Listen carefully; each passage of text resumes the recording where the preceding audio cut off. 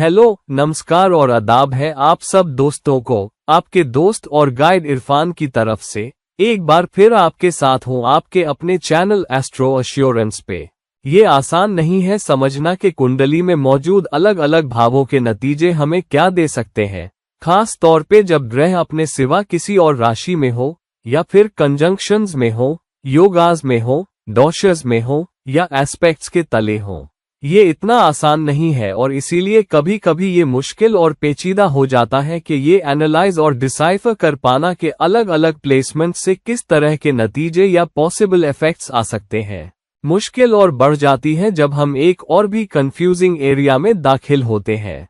वो confusing area ये है कि जब ग्रह दो भावों के स्वामी हो तो फिर हम उनके नतीजों को कैसे एनालाइज करें। और अगर वो कोई धुष्टान न हो या फिर ट्राइन हाउस न हो या फिर दुस्थाना न हो या कोई केंद्र हाउस न हो, बल्कि कोई उपचय हाउस और ट्राइन हाउस हो या फिर उपछाया हाउस और केंद्र हाउस हो, तब भी उन ग्रहों के नतीजों को कैसे डिसाइफर करें जब वो दो भावों के स्वामी हो। तो चलिए गहराई से देखते हैं कि जो ग्रह दो भावों के स्वामी होते हैं वो आपको नतीजे कैसे दे सकते हैं।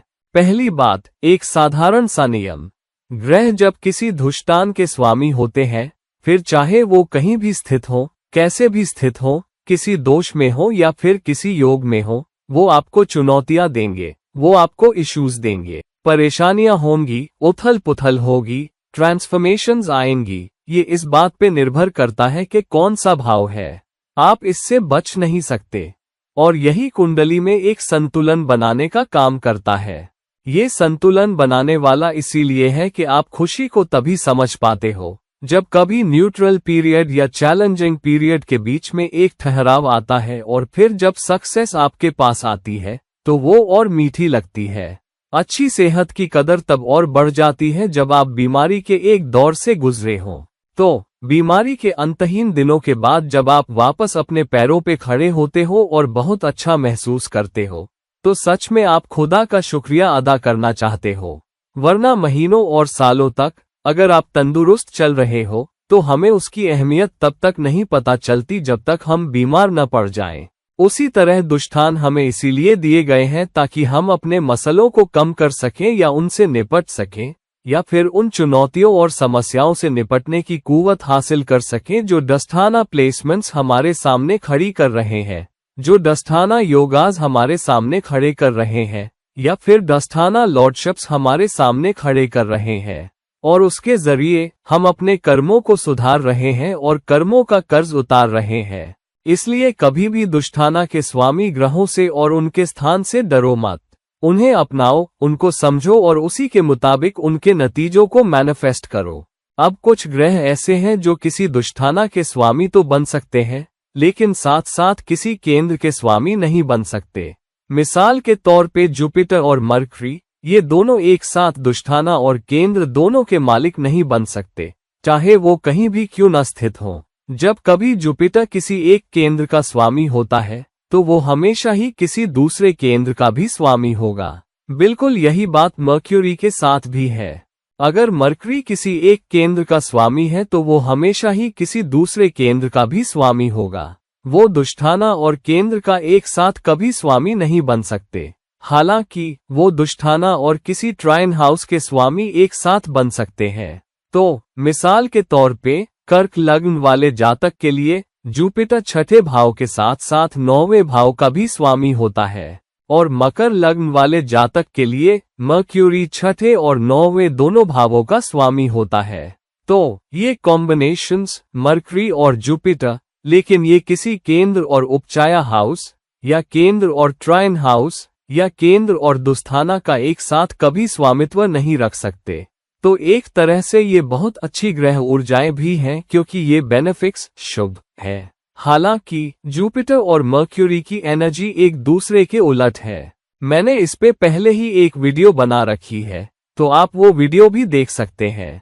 मिसाल के तौर पे जुपिटर धनु राशि का स्वामी है और उसके बिल्कुल उलट स्थित मिथुन राशि मर्क्यूरी के अधीन है। जुपिटर मीन राशि का स्वामी है और उसके बिल्कुल उलट स्थित कन्या राशि मर्क्यूरी के अधीन है। और इस तरह ये एनर्जी एक दूसरे के उलट है और इसीलिए इनको शुभ ग्रहों की तरह देखा जा सकता है, जो या तो केंद्र के स्वामी होते हैं या फिर दूसरे कॉम्बिनेशंस के स्वामी हो सकते हैं, लेकिन केंद्र और दुस्थाना का, या केंद्र और ट्राइन हाउस का, या केंद्र और उपचाया हाउस का नहीं। लेकिन अहम बात यह है कि ग्रह किन दो भावों का स्वामी है और उनमें से कौन सा भाव उस ग्रह का मूल त्रिकोण वाला भाव है, क्योंकि मूल त्रिकोण वाला भाव हमेशा दूसरे भाव पर भारी रहेगा।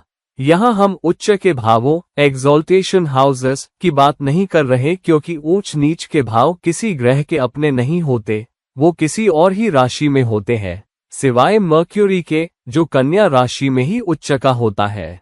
तो आम नियम ये है कि ग्रह का मूल त्रिकोण राशि ज्यादा अहम होती है जब वो किसी धुष्टान और किसी ट्राइन हाउस या फिर दुस्थाना और किसी उपचाया हाउस का स्वामी हो, बजाय इसके उलट के।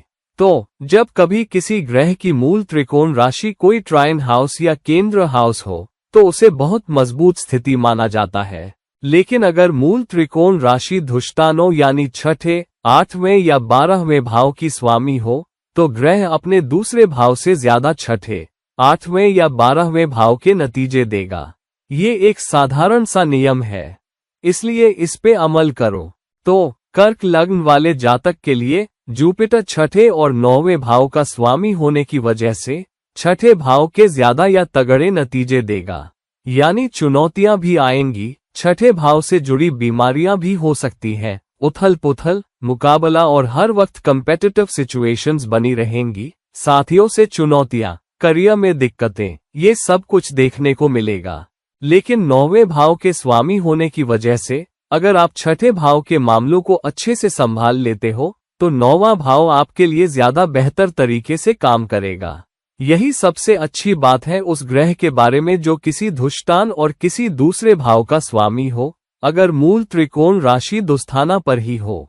आप धुष्टान की नकारात्मक चीजों को अच्छे से हैंडल कर लेते हो, चुनौती, उथल पुथल और ट्रॉमा को भी अच्छे से झेल लेते हो, तब दूसरी राशि या दूसरा भाव बहुत बहुत बेहतर नतीजे देता है। और इसीलिए जब कभी भी कोई ग्रह किसी धुष्टान और किसी दूसरे भाव का स्वामी हो तो बहुत बहुत सावधान रहना चाहिए कि दुस्थाना वाले भाव, चाहे वो छठा हो, 8वां हो या 12वां हो, से कम उम्मीद रखो। ये सोच के रखो कि इन भावों से बहुत कम उम्मीद रखनी है और बिना किसी लालच के सेवा भाव रखो। उस भाव के गलत पक्ष में मत पड़ो। जिन रिश्तों का संकेत वो खास भाव देता है उनके साथ बेवजह के झगड़ों में मत पड़ो और फिर सब्र रखो। पक्का करो कि उस भाव की ज्यादा से ज्यादा सेवा करो, लेकिन बिना किसी उम्मीद के, और फिर आप पाओगे कि दूसरे भाव के स्वामित्व से बेहतर नतीजे मिलेंगे।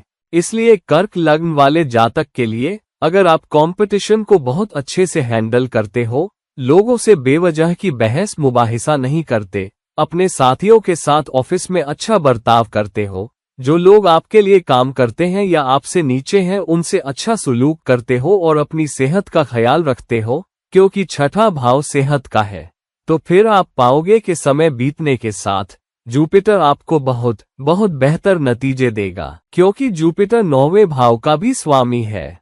और अपने पिता से भी अच्छे रिश्ते रखो, क्योंकि यहाँ जुपिटर 9वें भाव का स्वामी है। इसलिए नेकी और ईमानदारी से काम लेना, खास तौर पे जब कोई ग्रह किसी धुष्टान और किसी दूसरे भाव का स्वामी हो और दुस्थाना पर ही उसकी मूल त्रिकोण राशि हो, तो ये साधारण सी बात है, इससे भाग निकलने का कोई चारा नहीं। असल में ये एक अच्छी स्थिति है क्योंकि आप अपने कर्मों का बोझ उतार रहे हो, आप अपने कर्मों को बराबर कर रहे हो और फिर जिंदगी में बाद में किस्मत के दरवाजे भी खोल रहे हो। और क्या चाहिए? कर्मों का बोझ उतारना और अच्छे कर्म कमाना। और यही वो चीज है जो दुष्टाना पे बैठी मूल त्रिकोण राशि वाला ग्रह आपको देता है। इसलिए इसकी चिंता मत करो, बल्कि इसका इस्तेमाल करो। अब जो ग्रह किसी दुष्टाना का स्वामी होता है वो आसानी से विपरीत राजयोग में आ सकता है अगर वो छठे, 8वें या 12वें भाव में से किसी में चला जाए। लेकिन विपरीत राजयोग के नाम से या राजयोग के लफ्ज से धोखा मत खाना या कंफ्यूज मत होना, क्योंकि फिर चाहे राजयोग बने या ना बने, विपरीत राजयोग बने या ना बने, उथल पुथल तो आएगी ही। फर्क सिर्फ इतना है कि उथल पुथल से गुजरने के बाद आपको थोड़े बेहतर नतीजे मिलेंगे। असल में ज्यादा उथल पुथल होगी, क्योंकि ये विपरीत राजयोग है। तो कोई योग, अच्छा योग भी आपकी परीक्षा लेगा। यहाँ कोई आसान रास्ता नहीं, कोई मुफ्त का खाना नहीं। तो विपरीत राजयोग में शुरू का वक्त ज्यादा चुनौतीपूर्ण होगा, ज्यादा मुश्किलों भरा होगा और बाद में बहुत बहुत अच्छे नतीजे मिलेंगे। और इसीलिए इसे राजयोग कहते हैं, शुरू में चुनौतियां और बाद में सफलता। मैंने राजयोग पे भी एक वीडियो बना रखी है कि ग्रह नतीजे कैसे देते हैं, खास तौर पे जब वो किसी धुष्टान के स्वामी हो और किसी दूसरे दुस्थाना में चले जाएं।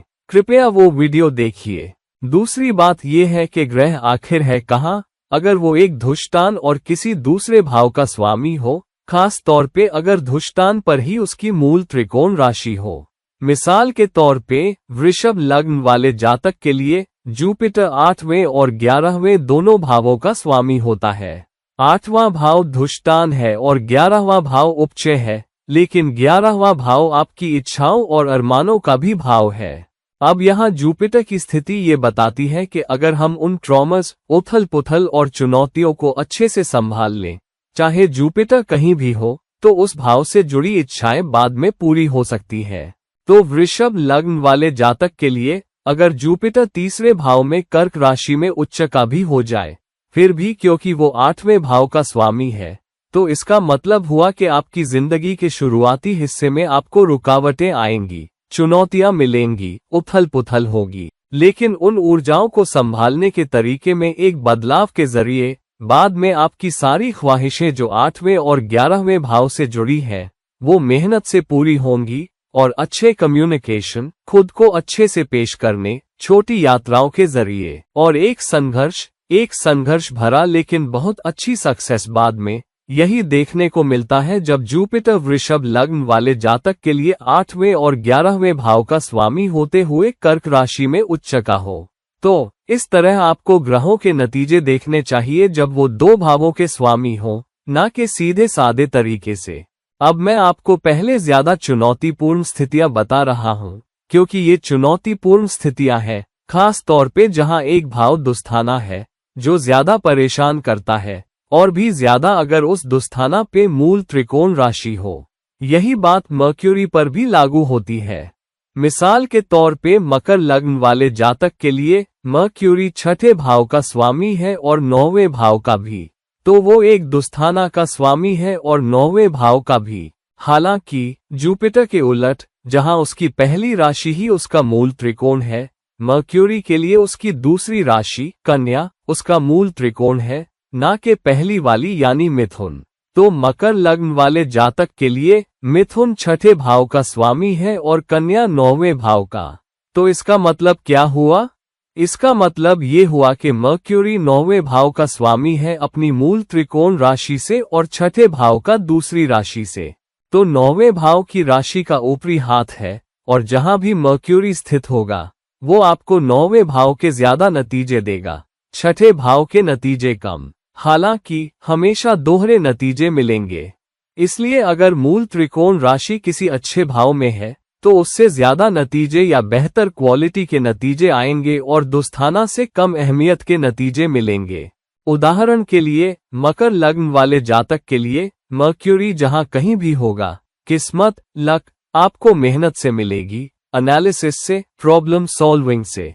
जहां मर्क्यूरी होगा वहां 6ठे भाव की वजह से जो मुकाबले का भाव है, इश्यूज भी होंगे, चुनौतियां भी होंगी, मुकाबला भी होगा। हालांकि कम्पिटिटिव एग्जाम्स में एक्सीलेंस हासिल करना भी आपके लिए अच्छा रहेगा। हालांकि जब मर्क्यूरी मेष लग्न वाले जातक के लिए 6ठे और तीसरे भाव का स्वामी होता है, यहाँ मर्क्यूरी की मूल त्रिकोण राशि किसकी स्वामी है? वो 6ठे भाव की स्वामी है। लेकिन मर्क्यूरी 6ठे भाव में बहुत ताकतवर होता है क्योंकि ये उसका नेचुरल हाउस है। इसके बावजूद मर्क्यूरी जहां कहीं होगा, क्योंकि वो 6ठे भाव का स्वामी है, चुनौतियां फिर भी आपके पास आएंगी। हालांकि आप उन चुनौतियों पर काबू पा लेंगे। इसीलिए मर्क्यूरी 6ठे भाव में कन्या राशि में बहुत अच्छा करता है और कोई ग्रह वहां इतना अच्छा नहीं कर सकता। मैं एक अलग वीडियो बनाऊंगा इस पे कि कौन से ग्रह केंद्र में सबसे ताकतवर है, कौन से उपचाया हाउसेज में सबसे ताकतवर है, कौन से ट्राइन हाउसेज में और कौन से दुस्थाना में सबसे ताकतवर है। ये एक सीरीज होगी जिसपे मैं सोच रहा हूँ ताकि हमारे लिए ये समझना आसान हो जाए कि उन नतीजों को कैसे मैनिफेस्ट करना है। आज मैं बात कर रहा हूं कि जब ग्रह दो भावों के स्वामी हो तो नतीजों को कैसे मैनिफेस्ट करें और हमें उन्हें कैसे देखना चाहिए। तो यहाँ मेष लग्न वाले किसी भी जातक के लिए मर्क्यूरी छठे और तीसरे भाव का स्वामी होकर जहां कहीं भी स्थित होगा, आपको छठे भाव के अच्छे नतीजे तो देगा, लेकिन उथल पुथल, चुनौतियों और बीमारियों के जरिए। तो मर्क्यूरी जिस अंग में स्थित होगा उससे जुड़ी बीमारी बार बार हो सकती है। मिसाल के तौर पे अगर मर्क्यूरी 10वें भाव में है तो घुटनों से जुड़ी दिक्कतें हो सकती हैं या फिर बाद में घुटनों में दर्द, गठिया भी हो सकता है। अगर 11वें भाव में है तो पिंडलियों में दिक्कत हो सकती है। अगर 12वें भाव में है तो पैरों में दिक्कत हो सकती है, खास तौर पे क्योंकि मर्क्यूरी 12वें भाव में मीन राशि में नीच का हो जाता है, तब पैरों से बार बार परेशानी हो सकती है। इसलिए आपको ये बात ध्यान में रखनी चाहिए और उस हिसाब से पैरों की खास देखभाल करनी चाहिए। जबकि मेष लग्न वाले जातक के लिए, क्योंकि मर्क्यूरी मेष लग्न वाले जातक के लिए मास पहले और 8वें भाव का स्वामी होता है, तो फिर से वो 8वें भाव का स्वामी है जो दुस्थाना है, लेकिन ये दुस्थाना उसकी मूल त्रिकोण राशि नहीं है। हालांकि दूसरी तरफ कन्या लग्न वाले जातक के लिए मास 8वें भाव का और तीसरे भाव का भी स्वामी होता है। यहाँ 8वें भाव पर उसकी मूल त्रिकोण राशि है यानी मेष। तो मास जहाँ कहीं भी होगा, रुकावटें होंगी, उथल पुथल होगी, शुरू में चुनौतियां होंगी। हालांकि मेहनत से, जिसका स्वामी मास तीसरे भाव से भी है, मेहनत से, सही कम्युनिकेशन से, सेल्फ एंटरप्राइज से, लगन से, कमिटेड एफर्ट से और इस सब उथल पुथल के बावजूद हार न मानने से बाद में आपको बहुत अच्छी सफलता मिलेगी। मास सबसे ताकतवर ग्रह है जो 8वें भाव की उथल पुथल से निपट सकता है। इसलिए अगर आप कन्या लग्न के जातक हैं तो मास की एनर्जी का इस्तेमाल करें उन चुनौतियों, मसलों और उथल पुथल पर काबू पाने के लिए जो 8वां भाव आपके सामने ला रहा है। लेकिन अगर कोई ग्रह दुस्थाना का स्वामी हो और किसी उपचाया हाउस में चला जाए तो ये पक्का है कि जिंदगी में बाद में अच्छे नतीजे मिलेंगे, लेकिन बहुत संघर्षों के बाद। ये बात याद रखो। तो जो ग्रह किसी दुस्थाना का स्वामी है, खास तौर पे अगर उसका दुस्थाना ही उसकी मूल त्रिकोण राशि हो और फिर वो तीसरे, छठे, 10वें, 11वें भाव में चला जाए, तो समय बीतने के साथ आपको बहुत अच्छे नतीजे मिलेंगे। अगर आप मेहनत जारी रखें, कड़ी मेहनत करते रहें, हार न माने, अपनी एनर्जी हाई रखें और अपने सिद्धांतों से समझौता न करें। अब वृश्चिक लग्न वाले जातक के लिए वीनस 7वें भाव का स्वामी है और वीनस 12वें भाव का भी स्वामी है। तो यहाँ 7वें भाव का स्वामी होना जो केंद्र है, लेकिन साथ में 12वें भाव का स्वामी होना जो धूस्थाना है, ये एक चुनौतीपूर्ण नतीजा लगता है। हालांकि अगर आप गौर करें, वीनस इकलौता ऐसा ग्रह है जो 12वें भाव में एक दुस्थाना में उच्च का होता है। 1 ग्राम का दुस्थाना में उच्च होना और फिर भी शानदार नतीजे लाना। एक तो मर्क्यूरी है, बेशक, क्योंकि वो कन्या राशि का स्वामी है, लेकिन वीनस का 12वें भाव में होना मर्क्यूरी के कन्या राशि में होने से बेहतर नतीजे देता है। भौतिक, मटेरियलिस्टिक नजरिए से, दुनियावी, वर्ल्डली नजरिए से।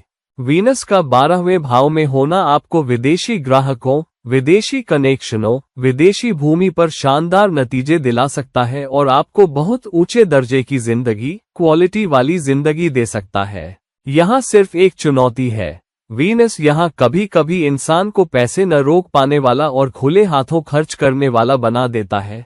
मतलब आप ऐशो आराम की चीजों पर बहुत ज्यादा पैसा बहाते हैं और कभी कभी ओवरस्पेंड कर देते हैं और बाद में हमेशा पैसे की कमी रह सकती है। हालांकि वीनस का 12वें भाव में होने का मतलब है कि वो आपको पैसा देता रहेगा और आप उसे उड़ाते रहोगे। तो हाई क्वालिटी वाली जिंदगी तो है, लेकिन अगर आप अपने नैतिक मूल्यों, एथिकल, मॉरल वैल्यूज में जरा भी फिसले कि आप दूसरे लिंग वालों से कैसे पेश आते हैं, क्या आप जुए में पड़ते हैं? क्या आप बहुत ज्यादा शराब पीने लगते हैं, ड्रग्स लेते हैं? ऐसा कुछ भी जो वीनस की खूबियों को खराब करे? या फिर आप सफाई का ख्याल नहीं रखते, अच्छे से बात नहीं करते, आपकी जबान अच्छी नहीं, नर्म और पॉलिश्ड, सुविचारित नहीं, तो ये पलटकर मारता है और बहुत बुरी तरह मारता है। इसलिए बहुत बहुत सावधान रहना चाहिए जब वीनस 12वें भाव में हो, खास तौर पे वृश्चिक लग्न वाले जातक के लिए, क्योंकि मूल त्रिकोण राशि और उच्च की राशि ये आपको एक शानदार ड्राइव तो दे सकते हैं, लेकिन अगर आपने इसे सही से न संभाला तो उतनी ही बुरी तरह पलटकर भी मार सकते हैं। लेकिन यहाँ ज्यादा चुनौती मेष लग्न वाले जातक के लिए है, जहाँ मर्क्यूरी एक दुस्थाना यानी छठे भाव का स्वामी है और 12वें भाव में चला जाता है जहाँ वो नीच का होता है, और इसलिए भले ही ये विपरीत राजयोग बनाता है, ये सबसे अच्छी स्थितियों में से एक नहीं है, क्योंकि मर्क्यूरी अपने शुभ नतीजों में से बहुत कुछ खो देता है और 12वें भाव से जुड़े एक चुनौतीपूर्ण एरिया में पहुंच जाता है। तो आपके लिए अपने खर्चों पे कंट्रोल रखना आसान नहीं है, मुसीबतों से निकलना आसान नहीं है, अथॉरिटी वाले आपका पीछा करते रहेंगे, आपको कोर्ट के नोटिस आ सकते हैं, विदेशी धरती पर आपको बहुत अच्छे नतीजे नहीं मिलेंगे। हालांकि आप बहुत बहुत क्रिएटिव हो सकते हो। कम्युनिकेशन में, राइटिंग में आपके पास बहुत अच्छी आर्टिस्टिक काबिलियत हो सकती है, लेकिन वो इमेजिनरी किस्म की, फिक्टिशियस किस्म की, ना कि डेटा ओरिएंटेड, ना कि एनालिटिकल ओरिएंटेड। इसलिए अगर आप कॉमर्स पे कोई किताब लिखते हो जब मर्क्यूरी 12वें भाव में नीच का हो, तो शायद ही कोई अच्छा नतीजा मिले। लेकिन अगर आप कोई कहानी या फिक्टिशियस किताब, एक नॉवल लिखते हो जब मर्क्यूरी 12वें भाव में हो, कोई बहुत आर्टिस्टिक, क्रिएटिव चीज, तो आपको बहुत बेहतर नतीजे मिल सकते हैं, साहित्यिक सफलता। लेकिन अपनी जिंदगी में कुछ उथल पुथल के बाद, चुनौतियों और मुकाबले का सामना करने के बाद, क्योंकि इसका छठा भाव भी शामिल है, क्योंकि मर्क्यूरी छठे भाव का स्वामी है, बहुत सी मुश्किलों और चुनौतियों के बाद जिंदगी में देर से मिलने वाली सफलता, यही दिखाता है मर्क्यूरी का 12वें भाव में नीच का होना, लेकिन वो भी एक काल्पनिक, आर्टिस्टिक, क्रिएटिव कोशिश में, ना कि गैर काल्पनिक, एनालिटिकल, डेटा ओरिएंटेड में। अब उन ग्रहों के लिए जो एक केंद्र और दूसरे केंद्र के स्वामी हो, ये आपके लिए आसान है। हालांकि जब ग्रह दो केंद्र प्लैनेट्स के स्वामी हो, जैसे जुपिटर और मर्क्यूरी करते हैं, चाहे आप किसी के लिए भी देखें, चाहे आप मिथुन लग्न वाले जातक के लिए देखें, कन्या लग्न वाले के लिए, या धनु लग्न वाले के लिए, या मीन लग्न वाले के लिए, जुपिटर केंद्र हाउसेस का स्वामी होगा और मर्क्यूरी भी केंद्र हाउसेस का स्वामी होगा।